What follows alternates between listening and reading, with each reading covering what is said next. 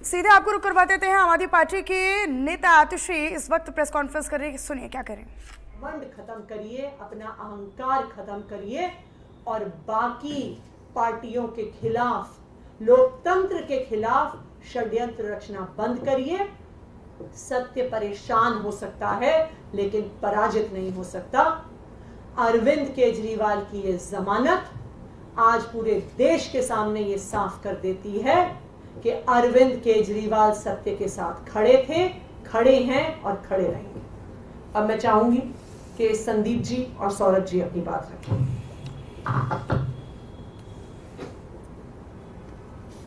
आज माननीय supreme court ने जो फैसला दिया है वो पूरे देश के लिए एक ऐतिहासिक फैसला है।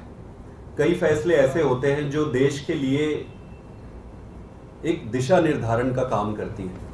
आज जो फैसला आया है वो बड़ा स्पष्ट कर देती है कि जो तथाकथित शराब घोटाला भारतीय जनता पार्टी द्वारा जो रचित है वो पूरी तरीके से सुप्रीम कोर्ट ने उसको ध्वस्त कर देता है। सुप्रीम कोर्ट में जाने से पहले इस पर special court, PMLA special court का ऑर्डर आया था।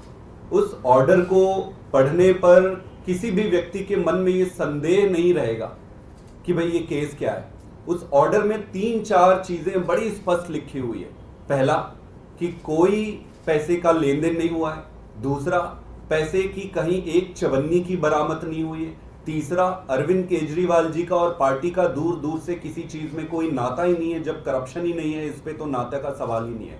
और सबसे इंपॉर्टेंट चीज कि उसमें ईडी के इंटेंट को ये मार्क करने वाली बात है।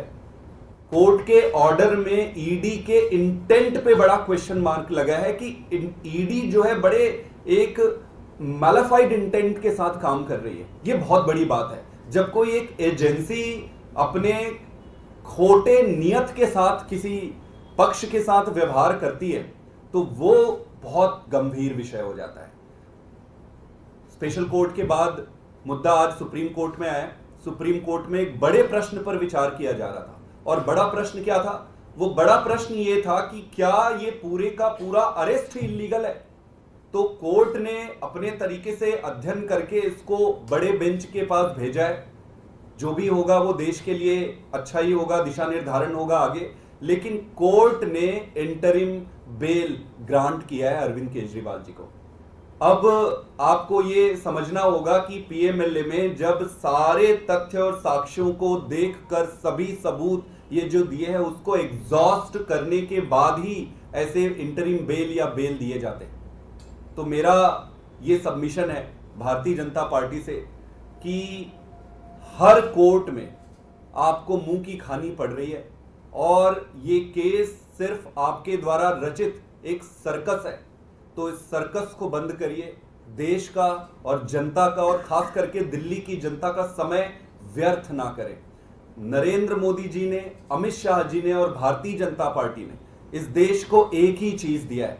हर व्यक्ति का हर कार्यकाल की एक देन होती है कि भाई इसने क्या दिया, इसने क्या दिया, इसके कार्यकाल में क्या मिला।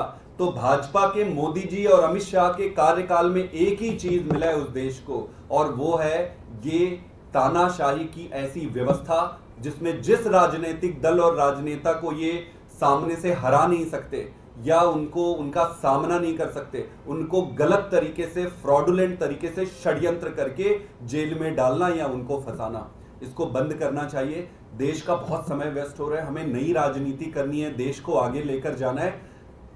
हम सब मिलकर जब अच्छी राजनीति करेंगे तभी देश आगे बढ़ेगा। मेरा ये फिर से रिक्वेस्ट है माननीय प्रधानमंत्री जी से और अमित शाह जी से कि ये गंदी राजनीति से बाहर आइए और अच्छी राजनीति करिए।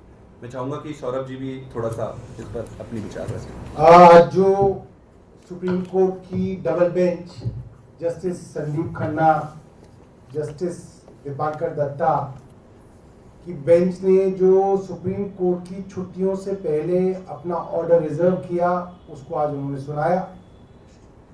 उसके अंदर सुप्रीम कोर्ट के सामने ये सवाल थे कि अगर ईडी पीएमएलए एक्ट के अंडर सेक्शन 19 अरेस्ट करती है और अंडर सेक्शन 45 कोर्ट उसके अंदर बेल की बात सोचता है तो सेक्शन 19 के अंदर जब ईडी जो एक एजेंसी है वो अरेस्ट करती है तो उसका जो डिसीजन है वो सब्जेक्टिव है, ऑब्जेक्टिव नहीं है।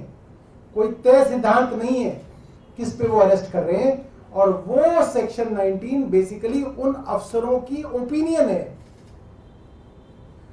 तो अगर किसी कानून के अंदर बेल के प्रावधान इतने सख्त हैं जितने सेक्शन 45 में हैं, तो उसमें अरेस्ट का थ्रेशोल्ड भी हाई होगा। ऐसा नहीं हो सकता कि आप बात बात पे अरेस्ट कर लें और फिर बेल ना दें। अगर बेल आसान है किसी कानून में तो उसमें अरेस्ट भी आसान होती है, और अगर कानून में बेल मुश्किल है तो उसमें अरेस्ट होने भी क्या लगा लो, कनेक्टेड तो है नहीं, इसको बिना कनेक्ट करे कर लेंगे। सर लाइव चल रहा है।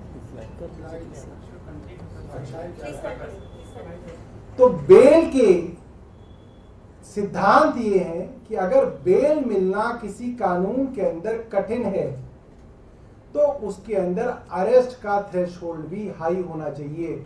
सुप्रीम कोर्ट ने need and necessity of bail के बारे में कहा, और सुप्रीम कोर्ट ने दूसरी बात ये कही कि इस मामले में अरविंद केजरीवाल जी करीब 90 दिन से ज्यादा पहले ही जेल में रह चुके हैं, लिहाजा उनको इंटरिम बेल दी जाए। तीसरी बात सुप्रीम कोर्ट ने कही कि अरविंद केजरीवाल जी के ऊपर एक मुकदमा है, ऐसे में वो मुख्यमंत्री रह सकते हैं या नहीं रह सकते हैं, ये फैसला कोई कानून कोई कोर्ट नहीं कर सकता, ये फैसला स्वयं वही कर सकते हैं। लिहाजा इसके अंदर कोई कानूनी बंदिश नहीं है। जो हमारे भारतीय जनता पार्टी के मित्र कूद रहे थे कि साहब वो उनके ऊपर मुकदमा हो गया, वो अरेस्ट हो गए, तो अरविंद केजरीवाल को इस्तीफा दे देना चाहिए, तो वो हाईकोर्ट में भी गए, हाईकोर्ट ने भी यही बात कही, और अंततः सुप्रीम कोर्ट ने भी यही बात कही कि वो मुख्यमंत्री रहेंगे या नहीं रहेंगे इसमें कोर्ट कोई दखल नहीं कर सकता। ये बात आपके सामने रखी, और मैं अपनी तरफ से उन सभी लोगों को बधाई देना चाहता हूं जो इस केंद्र सरकार के अत्याचार से पिछले कई सालों से लड़ रहे हैं, और खास तौर पे पीएमएलए के कारण उनके ऊपर अलग अलग। तो आम आदमी पार्टी की ये प्रेस कॉन्फ्रेंस जिसमें आपने आतिशी को सुना, और साथ ही साथ सौरभ भारद्वाज का ये साफ तौर पर कहना है कि ये एक तरीके से अरविंद केजरीवाल पर थोपा हुआ केस है और अरविंद केजरीवाल को बेवजह अभी जेल में डाला गया है। खबरों में आगे रुक कर लेते हैं। हमारा मकसद हर खबर आप तक पहुंचाना है, देश प्रदेश से जुड़ी हर एक जानकारी आप तक पहुंचे, इसलिए आप हमारे सोशल मीडिया प्लेटफॉर्म से ज़रूर जुड़िए। आप इंडिया न्यूज़ हरियाणा के यूट्यूब पेज को फॉलो और सब्सक्राइब करें ताकि हर जानकारी आप तक पहुंच सके। आप Facebook, social media platform x और इंस्टाग्राम के जरिए भी इंडिया न्यूज़ हरियाणा से जुड़ सकते हैं ताकि हर खबर, सटीक खबर आप तक सही तरीके से पहुंच सके।